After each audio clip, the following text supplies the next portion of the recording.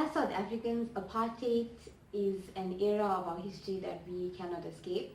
We are so-called born frees, but we are constantly reminded of this terrible time from our past. We recently watched Shepherds and Butchers, a locally produced movie, produced by Anand Singh and written by Brian Cox, who's an American actor.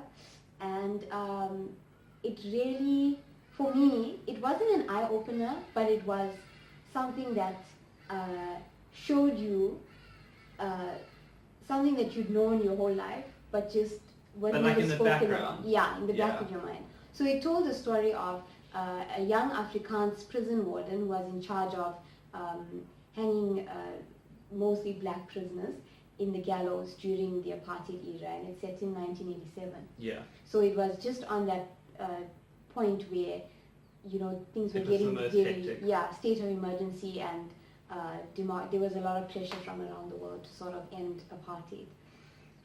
For me, it really affected me because it showed how apartheid affected both sides. This Mr. Leon Labuskaghni was the average Joe Afrikaner young man at the time. He became a prison warden because he didn't want to join the army, which meant he had to kill black people somewhere else instead of killing them in South Africa. And he was given no mental training, no physical training, no information about how traumatizing the job would be. Or even that he was going to do that particular job. Exactly, and it messed him up. And I think it shows objectively just how badly the apartheid government affected everyone. Not just blacks, not just whites, everyone. Because you sort of think, but what about all the parents and wives of the men that he killed? But also what about his parents and wife who had to, you know, see him there killing people when he didn't want to but was forced to by the government. He had no choice. And he really was not cut out to do that kind of job. Yeah, I think it stimulates, has the ability to stimulate, and should stimulate a really important conversation about how we view and through whose lens and perspective we view South Africa's history. And this was, I mean, Charlie and I had a very long, frank, tough discussion after this movie. And I think it's important to have those conversations. I think it's important to have people that you can have those conversations with, you can get angry with, and then calm down and laugh about everything else that's happening in your life afterwards. But that doesn't mean the conversations, whilst incredibly difficult, shouldn't be had. Because my thing was, is it okay for a apartheid story to be told through the eyes and to try and sympathize with white people? And it's a legitimate question to ask. I think the movie deals with it in a very real way, because as much as the story is about Afrikaans warden, it's also about just the brutality of the system that he enforced. And was forced to enforce. And for me that was the most depressing part of the film, is watching, because they showed you 7 guys go to the gallows in a peaceful way, and then they showed you several guys that went through in a very protest, heavy, almost rebellion style manner, and how both of those were treated. And they were both equally, for different reasons, very traumatizing to watch and very heavy to watch. And what I thought was most hard-hitting is that they made the lead, Leon, seem like, you know, such an average Joe, that it could have been your dad, a dad, anyone else's dad, who, you know, we all talk to each other, and a lot of the white people I know our age, their dads were in the army.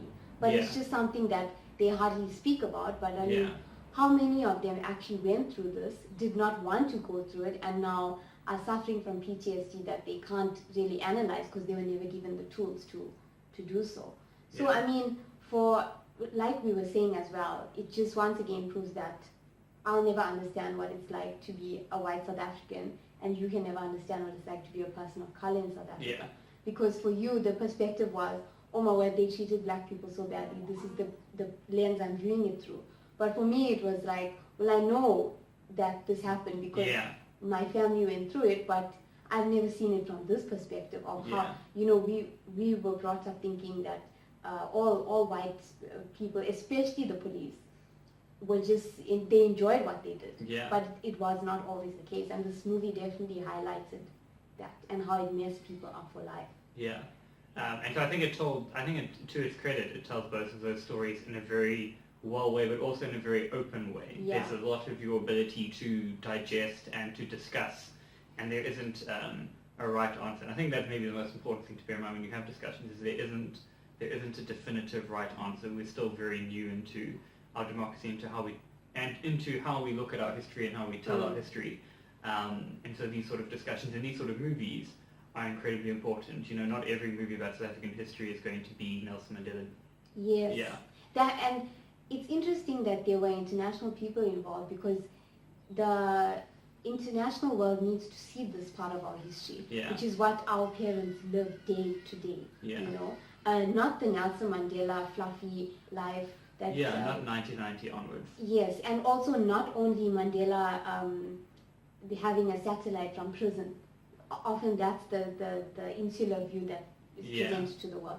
This was everyday, day-to-day stuff. Yeah. And I liked how they showed the courts as well, because if you go to court now, it looks the same. Yeah. Obviously, very different things are being discussed now, but it made it very real. Yeah. We were just saying it's nice to, one of the highlights of the South Africanism in the movie for me was that the one advocate has a pencil that I think every South African child has ever had, which is a black and white Stadler. Black and red. Yeah. HB Stadler pencil. Yeah. And I'm hearing my lord in front of your honor. And a very boring trial, No because jury. that's what it is like in South Africa. We're very formal in how we talk to our judges. Yep. We don't shout and walk up and down and intimidate juries. I think the only right answer is that you need to watch this. You need to watch this as a South African, black or white or purple or blue. And apartheid was undoubtedly, objectively messed up and excessively awful. Yeah, just awful for everyone. Yeah.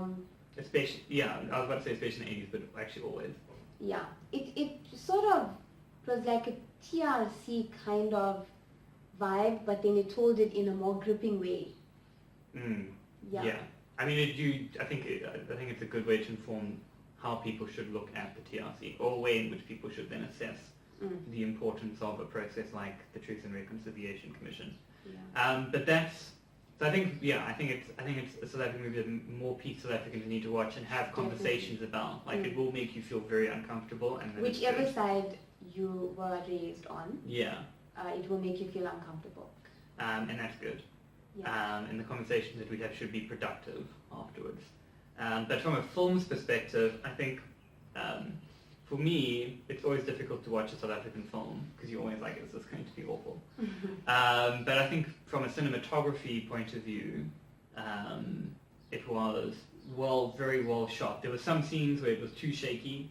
Yes, the camera was doing weird things, and the scenes were very slow, like they'd pause on the guy's face for too long. Yeah, but I think kudos to that side of the production. Yeah. It is looking more and more international standard. Yeah. It's which is obviously really well. But on the not so fabulous side was some of the cast decisions.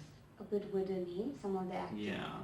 I think our main guy did as best as he could, because that's such a tough role. Yeah. You've got to convey the most traumatizing experience of your life into just looking and standing on the witness stand. Yeah. So he did quite a good job.